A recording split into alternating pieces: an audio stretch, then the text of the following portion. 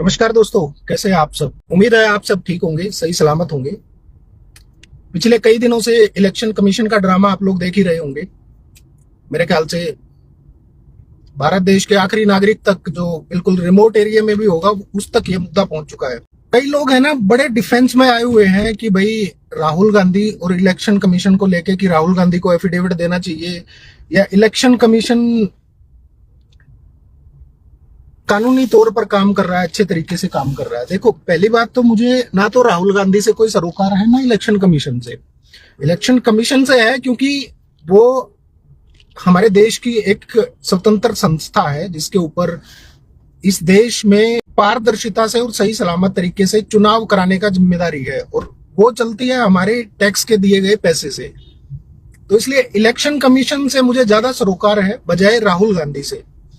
दूसरी बात यह है कि आप लोग समझते हैं कि वोट कटने का मतलब क्या होता है। अगर किसी की वोट कट जाती है, जिसको वोटिंग राइट खत्म हो जाता है, तो आप ये मान के चलिए कि वो इस देश का नागरिक नहीं रहा। बहुत सारे केसेस आप लोगों ने देखे होंगे, बहुत सारे लोग तख्तियां लटकाए घूमते रहते हैं कि भाई हमें डिक्लेयर कर दिया गया है कि हम मर चुके हैं, और हमारा सारा सरकारी डेटा जो है उसके ऊपर इंप्लीमेंट कर दिया, अप्लाई कर दिया है कि ये व्यक्ति डेथ हो चुकी है, इसकी मर चुका है, इसलिए इसको आगे से कोई भी सुविधाएं ना दी जाए, सरकारी सुविधाएं या कोई भी उसके फंडामेंटल राइट, सब कुछ खत्म हो जाता है। अब उस आदमी को अगर इलीगली पुलिस उठा के कहीं बंद भी कर दे, मार दे, कुछ कर दे, उसको कोई पूछने वाला नहीं है, क्योंकि लीगली कागजों में तो वो आदमी है ही नहीं, खत्म हो चुका है, मर चुका है ऑलरेडी। तो ये बहुत बड़ा क्राइम है, बहुत बड़ा, मतलब जिसके बेस पे हमारा कानून चल रहा है, जिसके बेस को लेके, जीवन के अधिकार को लेके हमारा कानून बनाया गया था, जो नींव थी हमारे संविधान की, ये बिल्कुल उसकी सीधे सीधे वायलेशन है। तो अब आप खुद सोच के देखिए कि अगर ये चीज आपके साथ हो जाए तो आपका क्या रहेगा उसमें, आप कैसा महसूस करेंगे।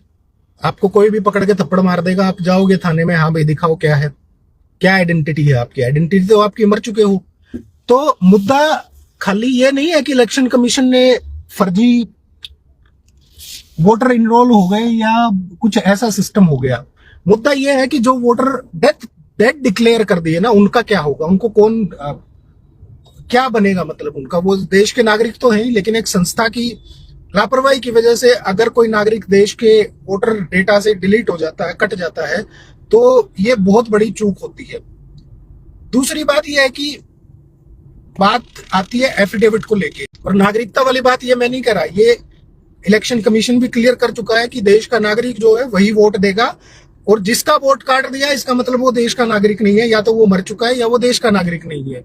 तो अब जो देश में लोग रहे हैं, जो 60 लाख लोग हैं, 60-65 लाख लोगों का जो डेटा डिलीट किया गया, जिनके नाम काटे गए हैं इलेक्शन कमीशन से, तो आप सोच के देखिए कि 60 लाख लोग, क्या पॉसिबल है ऐसा?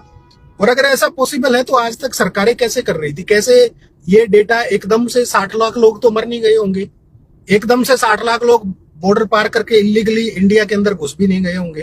तो बजाय सरकारों को और संस्थानों को जिम्मेदार ठहराने के, जो इन मुद्दों को उठा रहे हैं, उनसे ही उल्टा जवाब मांगा जा रहा है। नेता विपक्ष का, नेता प्रतिपक्ष का काम होता है सवाल उठाना, सरकार से क्वेश्चनिंग करना, और ये एक नेता को पॉलिटिकली प्रिविलेज मिली होती है, एक एग्जम्पशन होती है कि भाई उसके ऊपर आरोप लगाना उसका काम है, उसका जन्मसिद्ध अधिकार, एक तरह से ये मान के चलो। तो उन्होंने अगर आरोप लगा दिया तो इलेक्शन कमीशन का ये कर्तव्य बनता है कि वो उसको दूर करे, देश की जनता के सामने आए और उस डेटा को क्लेरिफाई करे कि ये 60 लोग हैं, 60 लाख लोग हैं जिनके हमने नाम काटे हैं, और अगर ये जिंदा हैं तो सामने आए और प्रूव करे, अपने डॉक्यूमेंट देके अपना नाम दोबारा से जुड़वाए। बजाय इस चीज के उल्टा ये कहा जा रहा है कि आप एफिडेविट दो। एफिडेविट चलो राहुल गांधी ने दे दिया, लेकिन इलेक्शन कमीशन जो है उसका देश की जनता के प्रति कोई राइट बनता है, कोई कर्तव्य बनता है या नहीं बनता है? ऐसे तो कल को ये तो एक ट्रेंड ही शुरू हो जाएगा कि जो भी जवाब उठाएगा उससे बोल दो कि एफिडेविट दो। अब एक और चीज, अगर आप थोड़ा सा पिछले 1-2 साल का डेटा उठा के देखें तो समाजवादी पार्टी ने जब इलेक्शन हुए थे तो करीब 16-17 हजार के करीब एफिडेविट दिए थे। उन एफिडेविट का क्या हुआ, कहीं नहीं पता, कोई कार्रवाई नहीं उनके ऊपर। क्या कार्रवाई हुई?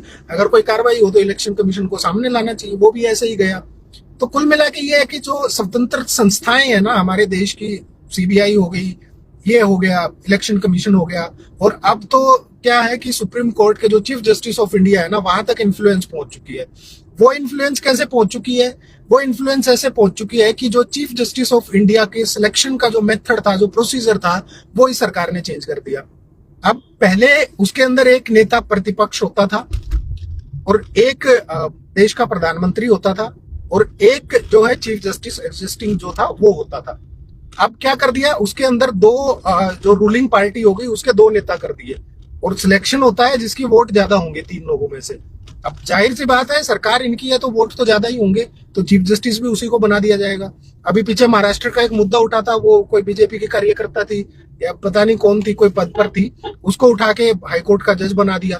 तो ये सिस्टम है ना, आगे आने वाले टाइम पे जुडिशरी को भी खोखला कर रहा है। आप सोच के चलिए कि न्याय व्यवस्था आपकी ठप हो रही है इस चीज से। कोलेजियम में इतना लूप होल नहीं है जितना लूप होल ये पॉलिटिशियन अगर घुस जाएंगे ना इस न्याय व्यवस्था में, तो आप मान के चलिए कि आपको न्याय नहीं मिलेगा। फिर आपको सिर्फ और सिर्फ वही मिलेगा जो उस टाइम पे रूलिंग में सरकार होगी। मैं किसी का फेवर नहीं करता, ना बीजेपी का कर रहा, ना कांग्रेस का कर रहा, किसी सरकार का मैं फेवर नहीं कर रहा, लेकिन आपको मिलेगा वही फिर आगे जो सरकारें चाहेंगी। आप न्यूट्रल होके ये मत समझिए कि आपको न्याय मिलेगा। इलेक्शन कमीशन वाला मुद्दा बेहद संवेदनशील है, इसके ऊपर लोगों को बात करनी चाहिए, लोगों को सवाल उठाने चाहिए। कोई पार्टी, अगर किसी पार्टी को आप सहयोग भी नहीं कर रहे हो तो बेशक मत करो, अपने तरीके से उस चीज पे आवाज उठाओ। आप लोगों में कम से कम इतनी तो क्षमता होगी ना सोचने समझने की कि भाई ठीक गलत को आप समझ पाए कि हाँ ये ठीक है और ये गलत है। जब लोग सुप्रीम कोर्ट तक पहुंच गए कि भाई साहब हम जिंदा हैं और हमें मार दिया गया, हमारा वोट काट दिया गया, ये कह के कि भाई ये लोग मर चुके हैं इसलिए इनका वोट काट दिया, और वही लोग सुप्रीम कोर्ट में जो चीफ जस्टिस ऑफ इंडिया की बेंच के सामने खड़े होकर गवाही दे रहे हैं कि साहब हम जिंदा हैं, तो इससे बड़ी शर्मनाक बात क्या होगी इस देश में? ये डेमोक्रेटिक सिस्टम को है ना जड़ों से उखाड़ा जा रहा है। आप सवाल पूछ रहे हो, मीडिया जो मेजर मीडिया हाउस है वो भी इसी चीज के अंदर कसीदे पढ़ रहे हैं कि हाँ सरकार ने सही काम किया, डेटा फिल्ट्रेशन। फिर ये सर का जो प्रोग्राम था, ये इसी साल क्यों 60 लाख लोगों के नाम कटे? ये पिछले साल भी तो हुआ होगा ना भाई। इलेक्शन कमीशन ने कहा कि ये रूटीन प्रोसेस है, हर साल होता है, तो ये क्या, ये 60 लाख लोग एक साल में ही मर गए? एक साल क्या, पिछले जो इलेक्शन हुए थे बस उससे और अब में ही मर गए। सिर्फ इस चीज का सवाल पूछ लो, आपको पता चल जाएगा कि क्या चल रहा है। इस चीज का जवाब आज तक नहीं दे पाए हैं किसी चीज का।